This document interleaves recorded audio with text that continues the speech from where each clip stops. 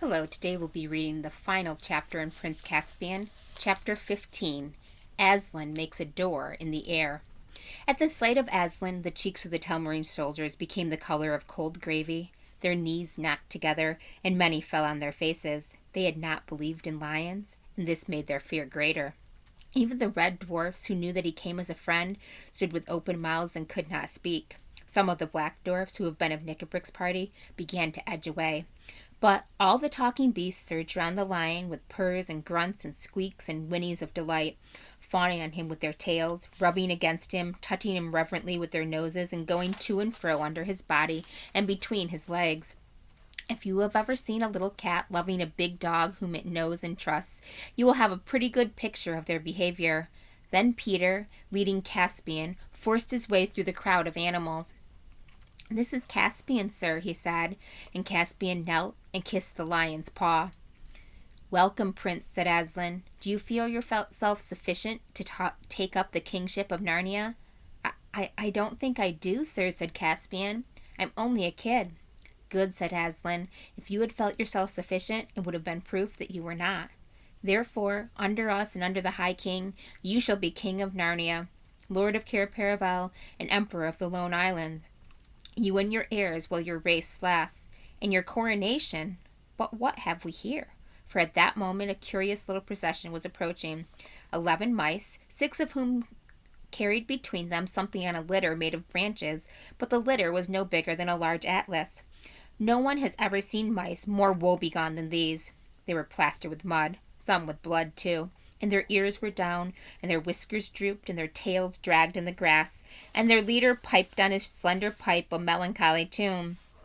On the litter lay what seemed little better than a damp heap of fur, all that was left of Reepicheep. He was still breathing, but more dead than alive, gashed with innumerable wounds, one paw crushed, and where his tail had been, a bandaged stump. "Now, Lucy," said Aslan. Lucy had her diamond bottle out in a moment. Though only a drop was needed on each of Reepicheep's wounds, the wounds were so many that there was a long and anxious silence before she had finished, and the master mouse sprang from the litter. His hand went at once to his sword hilt, with the other he twirled his whiskers. He bowed. "Hail, Aslan," came his shrill voice. "I have the honor—" But then he stopped suddenly. The fact was that he still had no tail, whether that Lucy had forgotten it, or that her cordial, though it could heal wounds, could not make things grow again. Reepicheep became aware of his loss as he made his bow. Perhaps it altered something in his balance. He looked over his right shoulder. Failing to see his tail, he strained his neck further till he had turned his shoulders and his whole body followed. But by that time his hindquarters had turned too and were out of sight. Then he strained his neck, looking over his shoulder again, with the same result. Only after he had turned completely round 3 times did he realize the dreadful truth. "I am confounded," said Reepicheep to Aslan. "I am completely out of countenance. I must crave your indulgence for appearing in this unseemly fashion." "It becomes you very well, small one," said Aslan. "All the same," replied Reepicheep, "if anything could be done, perhaps Her Majesty—" and here he bowed to Lucy. "But what do you want with a tail?" asked Aslan. "Sir," said the mouse, "I can eat and sleep and die for my king without one. But a tail is the honor and glory of a mouse." "I have sometimes wondered, friend," said Aslan, "whether you did not think too much about your honor."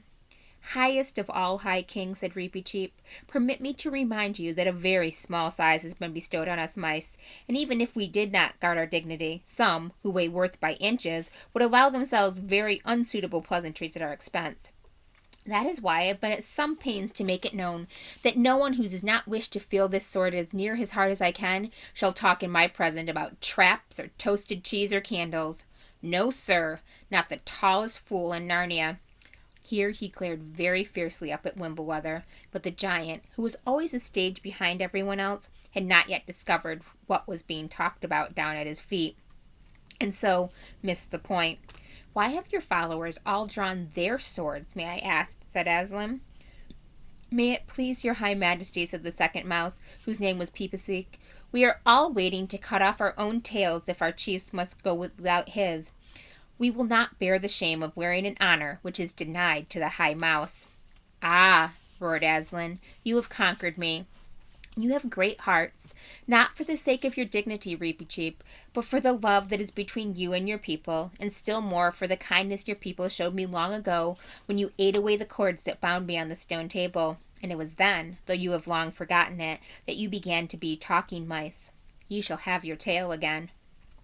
Before Aslan had finished speaking, the new tail was in its place. Then, at Aslan's command, Peter bestowed knighthood of the Order of the Lion on Caspian, and Caspian, as soon as he was knighted, himself bestowed it on Trufflehunter and Trumpkin and Reepicheep, and made Master Cornelius his Lord Chancellor, and confirmed the Bulgy Bear in his hereditary office of Marshal of the Lists. And there was great applause. After this, the Telmarine soldiers, firmly but without taunts or blows, were taken across the ford, and all put under lock and key in the town of Baruna and given beef and beer. They made a great fuss about wading the river, for they all hated and feared running water just as much as they hated and feared woods and animals. But in the end, the nuisance was over, and then the nicest part of that long day began. Lucy, sitting close to Aslan and divinely comfortable, wondered what the trees were doing. At first she thought they were merely dancing. They were certainly going round slowly in two circles, one from left to right and the other from right to left. Then she noticed that they kept throwing something down in the center of both circles. Sometimes she thought they were cutting off long strands of their hair. At other times it looked as if they were breaking off bits of their fingers. But, if so, they had plenty of fingers to spare, and it did not hurt them. But whatever they were throwing down, when it reached the ground, it became brushwood or dry sticks. Then 3 or 4 of the red dwarfs came forward with their tinder boxes and set light to the pile, which first crackled and then blazed and finally roared as a woodland bonfire on midsummer night ought to do, and everyone sat down in a wide circle around it. Then Bacchus and Lennius and Mads began a dance far wilder than the dance of the trees. Not merely a dance for fun and beauty, though it was that too, but a magic dance of plenty. And where their hands touched and where their feet fell, the feast came into existence. Sides of roasted meat that filled the grove with a delicious smell, and wheaten cakes and oaten cakes, honey and many-colored sugars, and cream as thick as porridge and as smooth as still water, peaches, nectarines, pomegranates, pears, grapes, strawberries, raspberries, pyramids, and cataracts of fruit. Then, in great wooden cups and bowls and mazers wreathed with ivy, came the wines, dark, thick ones like syrups of mulberry juice, and clear red ones like red jellies liquefied, and yellow wines and yellowy green and greenish yellow. But for the tree people, different fare was provided. When Lucy saw Cladsley Shovel and his moles scuffling up the turf in various places, which Bacchus had pointed out to them, and realized that the trees were going to eat earth, it gave her rather a shudder. But when she saw the earths that they were actually brought to them, she felt quite different. They began with a rich brown loam that looked almost exactly like chocolate. So like chocolate, in fact, that Edmund tried a piece of it, but he did not find it nice at all. When the rich loam had taken the edge off their hunger, the trees turned to an earth of the kind you see in Somerset, which is almost pink. They said it was lighter and sweeter. At the cheese stage, they had a chalky soil, and then went on to delicate confections of the finest gravels powdered with choice silver sand. They drank very little wine, and it made the hollies very talkative. For the most part, they quenched their thirst with deep draughts of mingled dew and rain, flavored with forest flowers and the airy taste of the thinnest clouds. Thus, Aslan feasted the Narnians till long after the sunset had died away and the stars had come out, and the great fire, now hotter but less noisy, shone like a beacon in the dark woods, and the frightened Telmarines saw it from far away and wondered what it might mean. The best thing about all of this feast was that there was no breaking up or going away, but as the talk grew quieter and slower, one after another would begin to nod and finally drop off to sleep with feet towards the fire and good friends on either side, till at last there was silence all round the circle, and the chattering of water over stone at the fords of Baruna could be heard once more. But all night, Aslan and the moon gazed upon each other with joyful and unblinking eyes. Next day, messengers, who were chiefly squirrels and birds, were sent all over the country with a proclamation to the scattered Telmarines, including, of course, the prisoners in Baruna.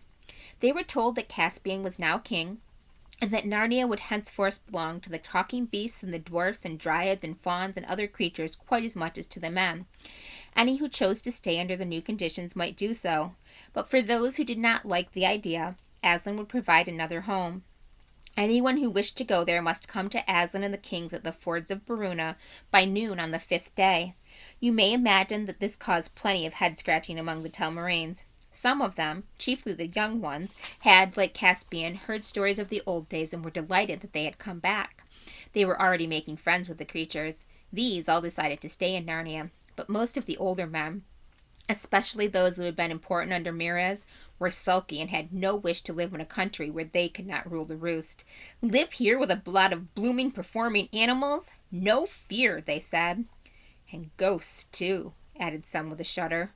That's what those dryads really are. It's not canny. They were all suspicious. Also suspicious. I don't trust him, they said. Not with that awful lion and all. He won't keep his claws off us long. You'll see.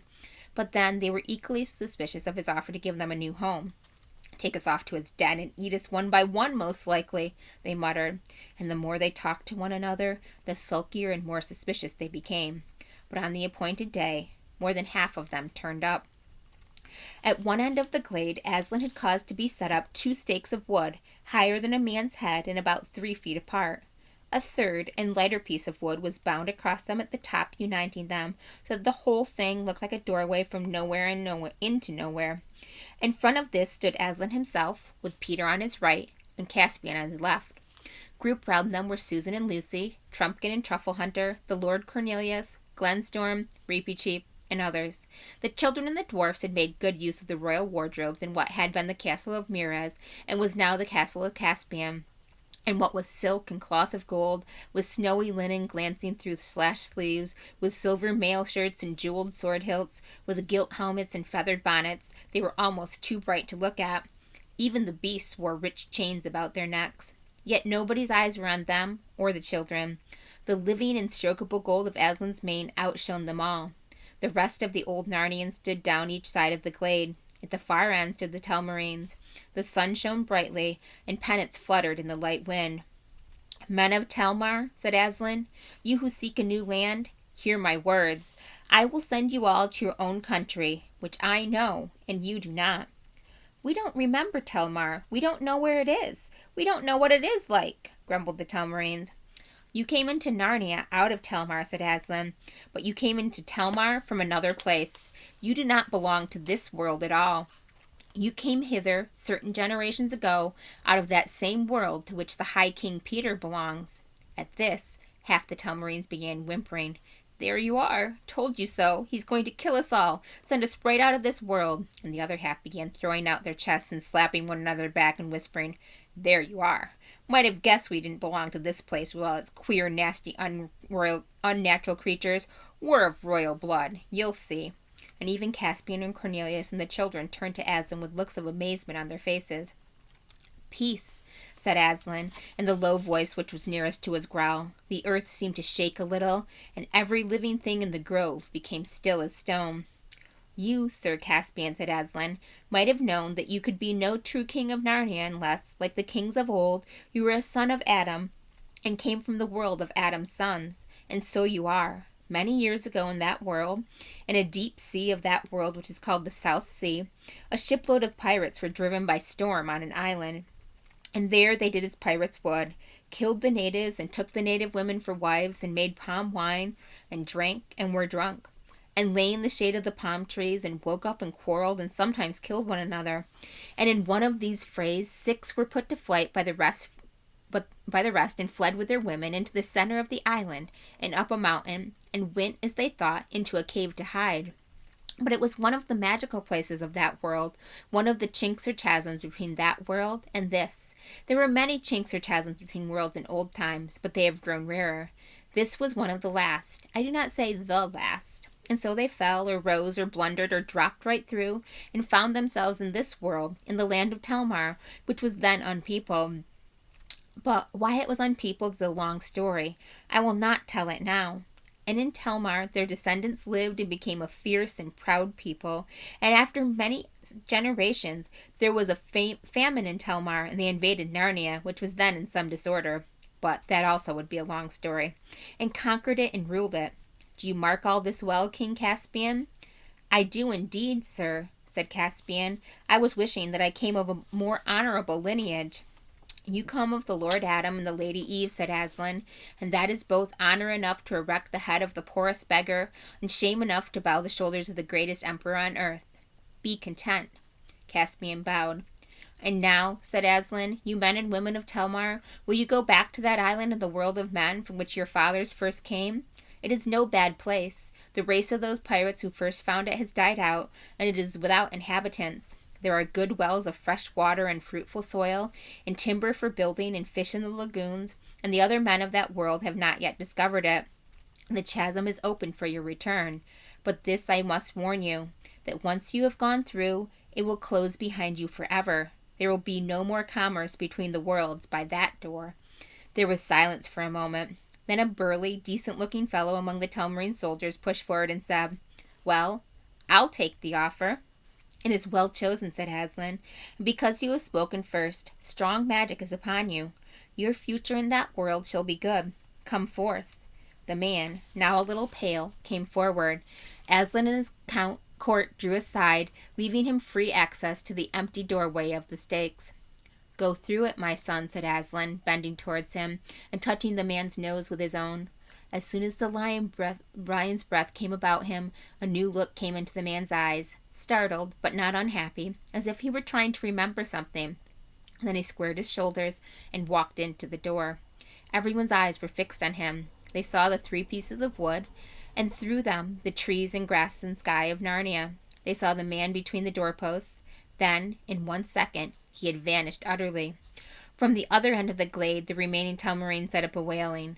Ugh! What's happened to him? Do you mean to murder us? We won't go that way. And then one of the clever Telmarines said, We don't see any other world through those sticks. If you want us to believe in it, why doesn't one of you go? All your own friends are keeping well away from the sticks.